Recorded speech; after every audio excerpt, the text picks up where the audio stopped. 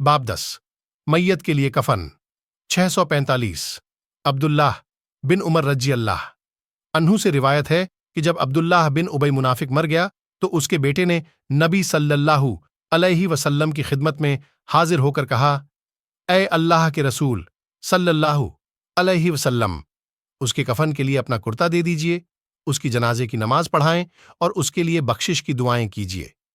तो आपने अपना कुर्ता दिया और कहा कि जब जनाजा तैयार हो जाए तो मुझे खबर कर देना, मैं उसकी जनाजे की नमाज पढ़ूंगा।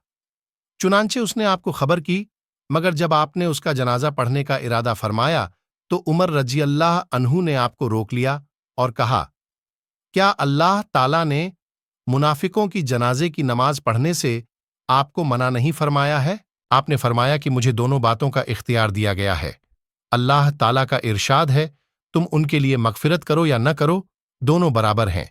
अगर 70 बार भी उनके गुनाहों की माफी चाहोगे तो तब भी अल्लाह उन्हें हरगिज माफ नहीं फरमाएगा। फिर आपने उसकी नमाजे जनाजा पढ़ी। इस पर यह आयत नाजिल हुई, अगर कोई मुनाफिक मर जाए तो उसकी कभी जनाजे की नमाज न पढ़ो। फायदे।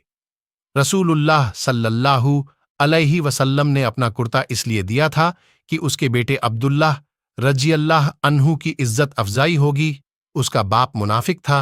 न्यूज बदर में जब अब्बास रजी अल्लाह अन्हु कैद होकर आए तो उनके बदन पर कुर्ता न था, तो अब्दुल्लाह बिन उबई मुनाफिक ने अपना कुर्ता उन्हें पहनाया था। रसूलुल्लाह सल्लल्लाहु अलैहि वसल्लम ने उसका बदला दिया ताकि मुनाफिक का कोई एहसान बाकी न रहे। औनुल भारी 2/276।